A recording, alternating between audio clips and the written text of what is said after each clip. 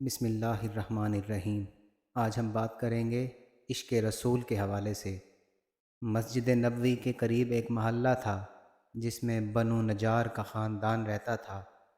اس خاندان کی ایک عظیم خاتون حضرت عمارہ رضی اللہ عنہا تھیں، جن کے دو بیٹے تھے، عبداللہ اور حبیب۔ عمارہ کو حضور صلی اللہ علیہ وسلم سے بڑی محبت تھی۔ تاریخ میں آپ خاتون احد کے نام سے مشہور ہیں۔ حضور صلی اللہ علیہ وسلم نے فرمایا کہ میں غزوہ احد کے دن دائیں بائیں جس طرف بھی نظر ڈالتا عمارہ ہی لڑتی نظر آتی تھی۔ اس عظیم خاتون کو تحفظ ختم نبوت کی راہ میں شہید ہونے والے فرزند کی والدہ ہونے کا بھی اعزاز حاصل ہے۔ ان کے بیٹے حبیب بن زید رضی اللہ عنہ عمان سے مدینہ واپس جا رہے تھے کہ یمامہ کے قریب جھوٹے ملعون کذاب مسیلمہ نے پکڑ لیا۔ مسیلمہ حبیب بن زید رضی اللہ عنہ کے جسم کا ایک ایک حصہ کاٹتا جاتا اور کہے لگاتا اور پوچھتا جاتا کہ کیا اب تم تصدیق کرتے ہو کہ مسیلمہ اللہ کا رسول ہے؟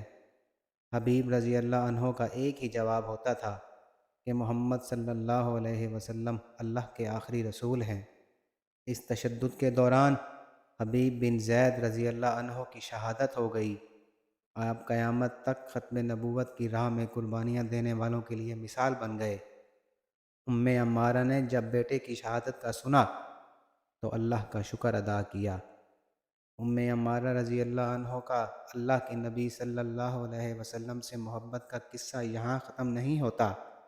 سیدنا صدیق اکبر رضی اللہ عنہ کے دور میں خالد بن ولید رضی اللہ عنہ کے لشکر میں ایک دوسرے بیٹے عبداللہ کے ساتھ شامل ہو کر یمامہ پہنچیں، جہاں مسیلمہ کذاب کے ساتھ خون ریز جنگیں ہوئیں، جنہیں مارکہ یمامہ کہا جاتا ہے۔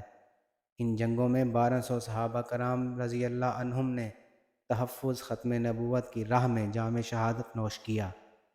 اتنی بڑی تعداد میں ایک مقام پر صحابہ کرام رضی اللہ عنہم کسی دوسری جنگ میں شہید نہیں ہوئے۔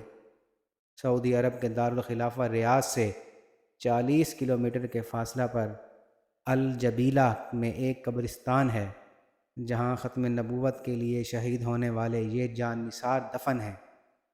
رسول اللہ صلی اللہ علیہ وسلم سے محبت رکھنے والو، ذرا غور سے سنو۔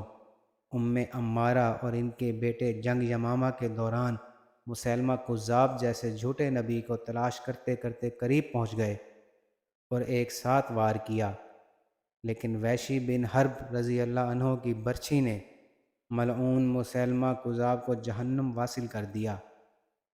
عمارہ رضی اللہ عنہا نے اس جھوٹے نبی کی موت پر سجدہ شکر ادا کیا۔ اسی جنگ میں عمارہ رضی اللہ عنہا کا ایک ہاتھ گہرے زخم سے شہید ہو گیا۔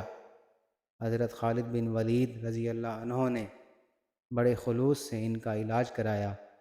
اسی زخم کی وجہ سے عمارہ رضی اللہ عنہا سیدنا فاروق رضی اللہ عنہ کے دور خلافت میں شہید ہو گئیں۔